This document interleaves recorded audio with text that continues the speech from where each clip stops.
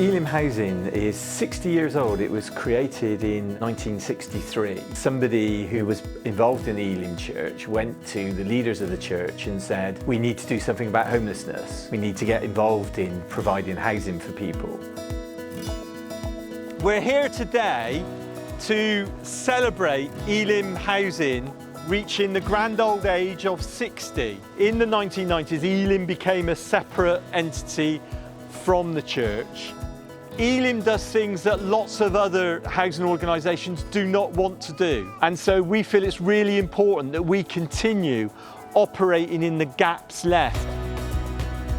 What we want to do as a housing association is support people to live satisfying lives, whether that's through the provision of a house, a flat, shelter from homelessness, whether it's a pitch if they're a traveller, or whether it's very specialised housing for people who have been institutionalised because of their disabilities and needs. I'm Paul Smith and I'm the Chief Executive of Elim Housing. I think it's really important for all organisations to have a real sense of where they're going, and we're in quite turbulent times. We've had a lot of economic uncertainty, a growing housing crisis, and part of what the corporate plan does is says, where does Elim fit into all of that? As a housing organisation, obviously what we provide is places for people to live, properties, but it's about the people. We're a people business that works through property, and therefore we need to get the people part of what we do right. We are focused on delivering really quality homes, but quality operational services as well. As a smaller association, it's also really important that we don't compromise on that quality and that our customers in any type of Elim home is getting the very best from us. We survey all of our customers on a quarterly basis. What are people telling us? What's worked well? Where are they really fed up with something that's happened over the last 6 months? We need to be able to take that information directly from our customers and act on it firsthand.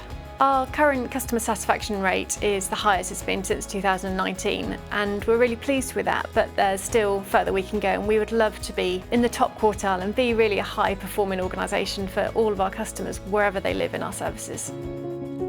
For me, Elim being a charity organisation, not for profits, and what they do, the services they provide, that is why I am still here. What are you working for? Who are you working for? What are their values? Does it align with you? Equality, diversity, inclusion has been really at the centre of everything we've been doing for the last couple of years. We have been working with our colleagues and our customers to deliver a new equality, diversity and inclusion strategy, but for Elim that starts with people's experiences, where they've come from, what they're experiencing in work and outside work, understanding that equality, diversity, inclusion means something different to everybody. We want to be recognised as an organisation that is open to everyone. We have been through a whole organisational learning programme on equality, diversity and inclusion. All of our colleagues have the basic understanding to be able to deliver the best service to each other and to our customers. It gives us a fresh mix of people, different ideas. They all bring their experiences and background, and things get done better, really. We call our values our cares values. Elim does what it does because it cares about the people that it provides services to, and it cares about trying to make a difference.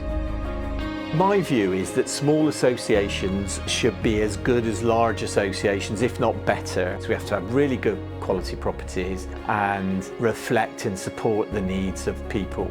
It's quite an eclectic mix of properties that Elim owns. So some are very urban properties in the middle of Bristol, and then we've got properties that are a little bit more rural. And then we have our gypsy and traveller sites. We're looking at becoming a national leader in Roma and traveller accommodation and services. We're the largest provider in the UK of affordable homes for traveller communities. The inequalities faced by the traveller community is huge in terms of access to housing, health, education. So we think we've got a really core service to deliver and help address those outcomes and improve them. And we're really planning to do more. Upgrading properties is really, really important. In terms of standards, they need to be as high as they possibly can. There's lots of challenges in making really high standard properties. So for example, we may have an older building which once upon a time might have been a single dwelling house, and it's been subdivided into flats. So that comes with its own issues. As part of investing in existing properties. We have to balance up our budgets with our income. We're always looking at kind of value for money within the organisation, making sure that we can get the quality, not necessarily at the lowest price, but at the best price. We're looking at the climate change agenda and what we need to do in terms of retrofitting some of our properties. A lot of funders now, they look at what's known as ESG, so environmental, social and governance. So they want to see that you're doing environmental work. They then can give you sustainability linked loans. When we can improve properties, it makes a real difference to the comfort and the energy efficiency of the building. So for the customers, it's fantastic. We need to do what we do well. We want to be an excellent small association.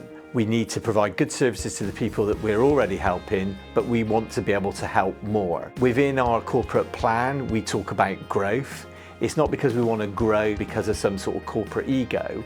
We want to grow because there are people who need our services. So expanding our portfolio so that we can offer more homes to more people is very important to us and a really crucial part of what we do, because we're here to help house people. We've got a big pipeline of over 200 additional homes. In that pipeline, we are not in competition with any other organisation because we're doing things that other people often don't want to do. A lot of people, when they think about growth, is buy-in at properties. We're looking at it in slightly different ways as well. So we're looking at management agreements where there's no capital outlay. Our Gypsum Traveller service, we do those through a series of management agreements with local authorities. Those properties then will kind of increase us then up to our target of over 1,000 units.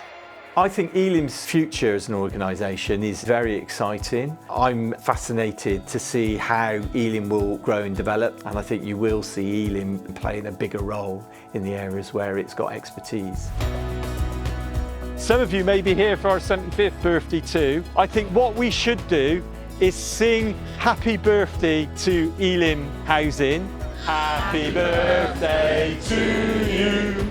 Happy birthday to you. Happy birthday.